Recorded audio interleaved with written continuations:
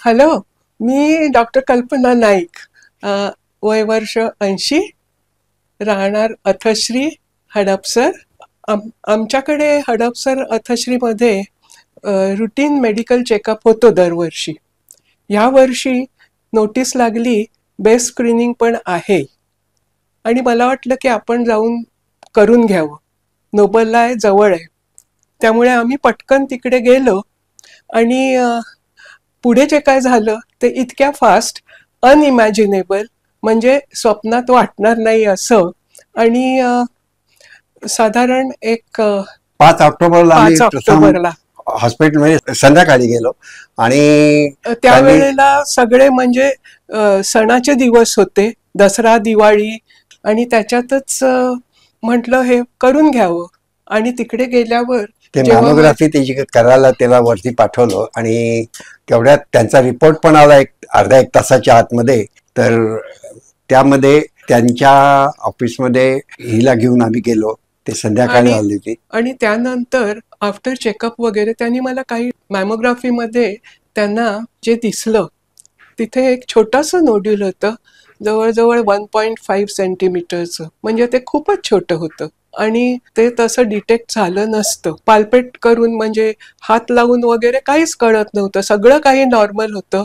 बाकीचे माझे सगळे पॅरामीटर्स नॉर्मल आहेत. हायपरटेन्शन नाही, डायबिटीस नाही, काहीच नाही. त्यामुळे कोणाला अशी शंका येण्याचं कारणच नव्हतं. त्या स्क्रीनिंग करण्यामध्ये जे आढळून आलं त्यावर त्यांनी सांगितले की आपण पुढे चेकअप आणखी चाचण्या करूया आणि म्हणून त्यांनी ताबडतोब ब्लड टेस्टिंग पासून सगळ्या गोष्टी करायला फटाफट करायला सुरुवात केली. आणि ते सगळं पाहिल्यावर त्यांनी सांगितलं ओटी मध्ये येऊन दुसऱ्या दिवशी चेकअप करावं लागणार आहे. आणि त्यांनी त्याचं ते सॅम्पल घेऊन ताबडतोब पॅथॉलॉजीला पाठवलं, फ्रोझन सेक्शन. आणि त्याचा रिपोर्ट आला, आमच्या आधीच पोहोचला ईमेल वरती. आणि मग त्यांनी सांगितलं की असं दिसतंय तर तुला काहीतरी पटकन करायला पाहिजे. पण त्या काय म्हणाल्या की मी ऑन्कॉलॉजीचा जो बोर्ड असतो, म्हणजे कॅन्सरचा जो बोर्ड असतो वेगवेगळ्या डॉक्टर्सचा, त्यांच्याकडे जाऊन आम्ही ही केस डिस्कस करतो आणि त्याच्यानंतर तुला काय ट्रीटमेंट द्यायची ते आपण ठरवूया. आणि मग त्याप्रमाणे त्या मंडेला त्यांनी त्यांच्यासमोर प्रेझेंट केली केसीची. आणि त्या प्रेझेंटेशन मध्ये त्या लोकांनी सगळे डिस्कस करून, पुण्यातले मला वाटतं बरेचसे ऑन्कॉलॉजिस्ट होते, रेडिओलॉजिस्ट होते, इंटरव्हेन्शनल रेडिओलॉजिस्ट होते. आणि मग त्यांच्या निष्कर्षावरनं असं ठरलं की हे केस ऑपरेट करायला पाहिजे. बाकीचं दुसऱ्या ठिकाणी पण काही असेल तर सस्पेक्टेड तर तेही बघायला पाहिजे. आणि त्याच्यानंतर रेडिओलॉजी 5 दिवसाची. त्यामुळे ऑपरेशन त्यांनी ठरवलं की आत्ताच्या आता ताबडतोब आपण ऑपरेशन करू. म्हणजे आता दसरा आणि ते म्हणजे आम्हाला डॉक्टर लोकांना कुठे दसरा दिवाळी असते, पेशंट तर ताबडतोब पहिल्यांदा बघायला पाहिजे. कुठं 5 तारखेला सुरुवात केलेली, सहज होऊन गेलो आणि 25 तारखेला ऑपरेशन टेबल. त्या दिवशी ऍडमिट व्हायला सकाळी सांगितलं. सकाळी ऍडमिट झाले, 4 तास ऑपरेशन झालं, ड्रेन लावला. दुसऱ्या दिवशी सकाळी डिस्चार्ज मिळाला मला. म्हणाले तुमचं सगळं व्यवस्थित आहे आणि तुम्ही ड्रेन सकटच तुम्हाला आम्ही डिस्चार्ज देतो. कारण आम्हाला लवकर घरी येण्याची घाई होती. आणि गंमत म्हणजे आम्ही मुलांनाही सांगितलं नव्हतं. फक्त मुलांना 3 दिवस 4 दिवस आधी आम्ही मुलांना फोन करून कॉन्फरन्स कॉल करून USA ला सगळ्यांना सांगितलं की असं झालेलं आहे आणि ऑपरेशनची डेट 25 तारीख फिक्स केलेली आहे. देव ऑल्सो सरप्राईज. ते म्हणे आम्ही आत्ताच्या आता येतो निघून. म्हणजे तुम्ही येऊन काही उपयोग होणार नाही, कारण मलाही ऑपरेशनला जाता येणार नाही आणि दे नो पॉइंट. आणि इथे सगळे जण काळजी करणारे, काळजी घेणारी, सगळा स्टाफ, नर्सेस हे इतके हुशार आहेत आणि सगळ्यांना सगळ्याची कल्पना आहे, अॅनास्थेटिस्ट सगळे. त्यामुळे कशाचीच काळजी नव्हती.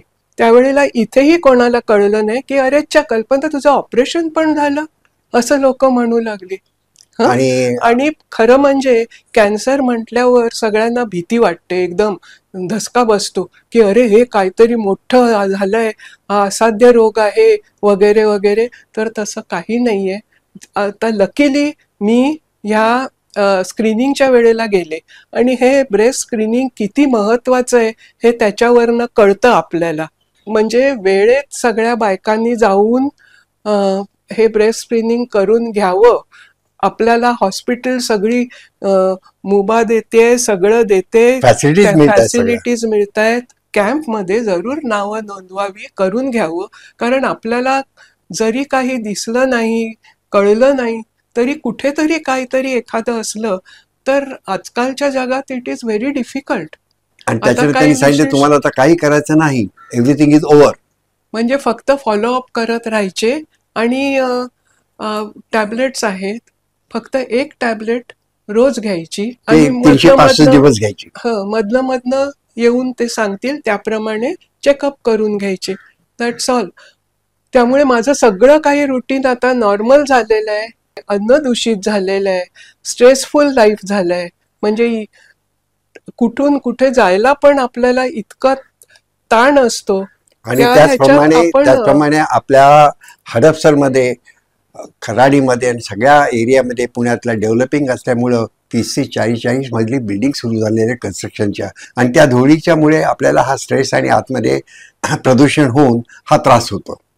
नॉर्मल लाईफ जितकं जगता येईल आणि त्याचप्रमाणे तेवढं त्या बरं. नॉर्मल लाईफमध्ये सुद्धा तुम्ही मेडिटेशन करून तुम्ही तुमची स्वतःची आतमध्ये उन्नती करू शकता, की याचा इफेक्ट फार कमी होतो.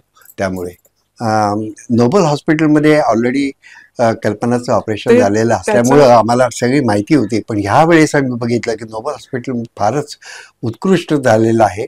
प्रत्येक डिसिप्लिनमध्ये चांगल्या प्रकारची त्या लोकांनी डेव्हलपमेंट केलेली आहे. स्वच्छता फार चांगली मेंटेन केलेली आहे हॉस्पिटलमध्ये. आम्हाला फार बरे वाटले की त्यांच्या एक्सपर्टीजमुळे यांचे आम्ही आभार मानतो. आणि आम्हाला एक अपॉर्च्युनिटी दिली एक्सप्लेन करायची आणि सांगण्याची, त्याबद्दल आम्ही पण आपले आभार मानतो.